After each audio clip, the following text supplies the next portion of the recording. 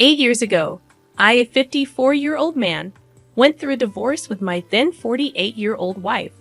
Following the separation, my 28-year-old daughter chose to sever all ties with me, aligning herself with her mother without seeking my perspective. Despite the passage of nearly a decade, accepting the outcome of my divorce and finding peace in my life has been a challenging journey.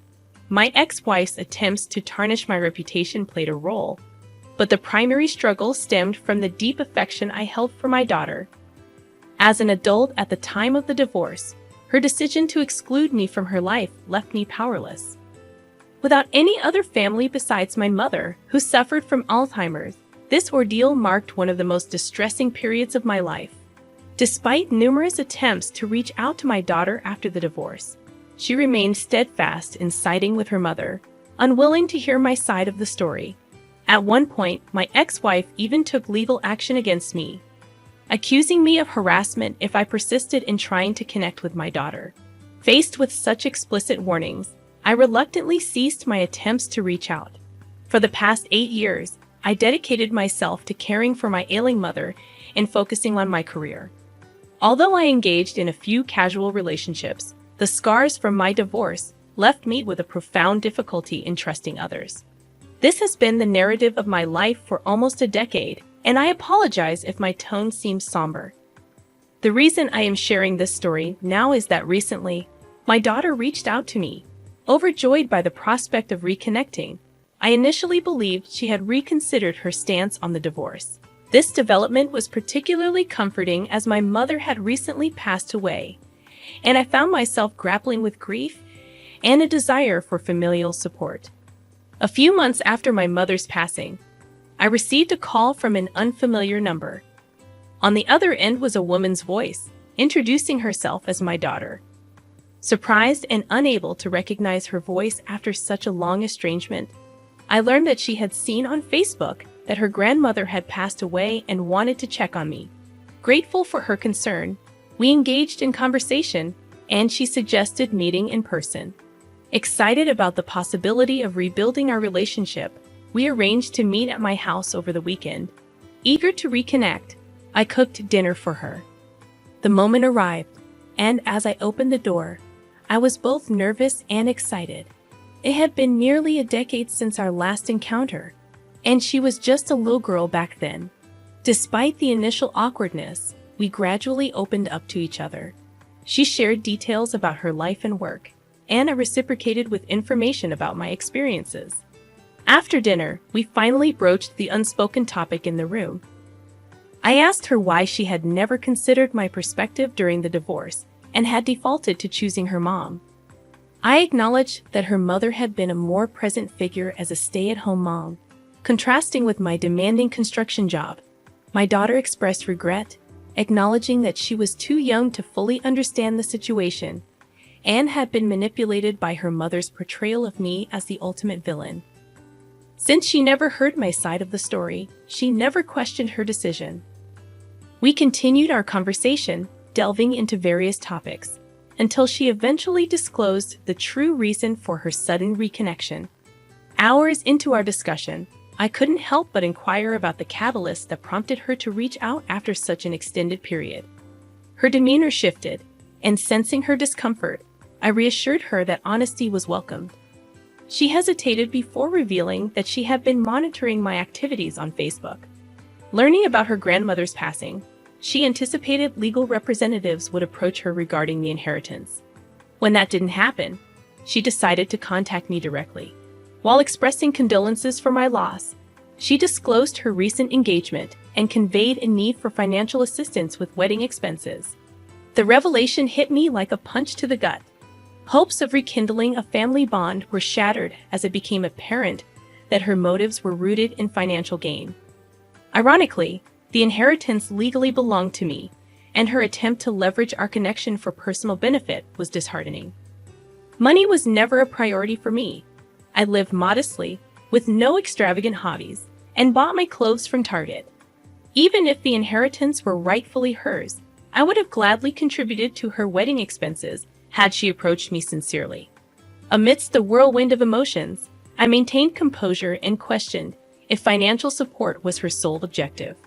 Her defensive response emphasized that the inheritance was secondary, and her primary goal was to reconnect. She expressed regret for not reaching out earlier, attributing her silence to fear of my unforgiving reaction to being abruptly cut off without an explanation. Skepticism lingered as I wondered if her motives were genuine or driven solely by financial gain. Curious about her claim to the inheritance, I inquired further. She recounted a conversation with my late mother a couple of years before the divorce, where she allegedly expressed a desire for my daughter to inherit everything from my father, who had passed away years ago. Understanding the dynamics of my family at that time, I acknowledged the possibility that my mother might have made such a statement. However, the crushing realization that her apparent interest in reconnection was centered on financial gain left me devastated. Choosing to test her intentions, I asked about the amount she expected from the inheritance. Her accurate estimate hinted at meticulous planning. Seizing the moment, I disclosed that her grandmother had left everything to me years ago, intending to use the money to start a business. Her reaction to this revelation would be the litmus test for the authenticity of her intentions. Regrettably, I couldn't fulfill her request for financial assistance, but I offered to contribute a substantial amount from my own funds toward her wedding expenses. The disappointment etched on her face confirmed my apprehensions. While expressing gratitude, she insisted that, as the sole grandchild, she deserved a portion of the inheritance, asserting that it was rightfully her grandmother's money. I conveyed my sincere desire to help, explaining that my decision was final. Her reaction was visceral. Her face turned red, and anger simmered visibly. She implored me to reconsider, but I stood firm, emphasizing the importance of doing what felt right to me. It was then that she unveiled her true feelings, delivering a hurtful remark affirming her belief that I was the selfish person her mother claimed I was. Her declaration stung, though I had anticipated such sentiments. Cutting her off before she could continue, I expressed disappointment in her manipulative approach and called out her attempt to exploit my grief for her own gain. I laughed off her accusation, pointing out the irony that had she not blocked me years ago, she would have received my messages about her grandmother's situation. Encouraged by her confusion, I asked her to unblock me, allowing me to resend the texts. As she read through the messages, which included pleas for understanding and notifications about her grandmother's Alzheimer's diagnosis, a genuine sense of shame crossed her face. She apologized, acknowledging her lack of awareness during the divorce and expressing a desire to rebuild our relationship. Despite her remorse, she argued that her grandmother would want her to inherit, and it was unfair for me to withhold it. I countered, asserting that if our relationship hinged on monetary considerations, perhaps it was best not to have one at all. Although she professed a genuine desire for reconciliation, I couldn't bring myself to believe it at that moment. I informed her that while I would entertain the idea of rebuilding our relationship, the inheritance was off the table. In response, she looked at me with pure resentment and left my house without any attempt on my part to intervene. In the aftermath, I sought the perspectives of my friends. Most agreed that I made the right decision, but a close friend expressed a different viewpoint, suggesting that since money held little significance to me, I should have prioritized mending the relationship. I've been wrestling with the idea of letting my daughter have a portion of my inheritance just to have some semblance of family in my life. It's not a decision I'm comfortable with, but ever since someone suggested it, the thought has been lingering in my mind. Should I consider giving my daughter a share of my inheritance? Update 1. Hi everyone, the response to this post has been more overwhelming than I anticipated. Thank you all for your advice and insights. It's given me the perspective I needed.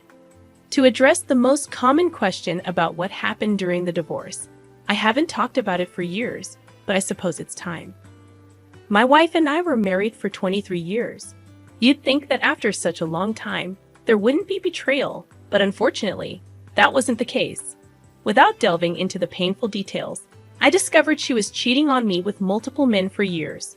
The revelation devastated me, leading to heavy drinking and a period of destructive behavior. Our confrontations during the separation were tumultuous, and her influence, especially as a local celebrity due to her journalism career, played a significant role in alienating my daughter. After nearly a year of living in this chaotic state, we faced each other and got divorced. My ex-wife's attempts to tarnish my reputation were almost successful, and it took considerable time for me to overcome the drinking and rebuild my life. As I've mentioned, my daughter's complete abandonment compounded the difficulty. Admittedly, I was not a present parent during this tumultuous period. The revelation of my ex-wife's affairs threw me off balance, and I distanced myself from my daughter. Despite attempts at reconciliation after getting my life back on track, she refused to listen, blocking me everywhere. Regarding my mother's inheritance, technically belonging to my father, it stemmed from my grandparents' property investments.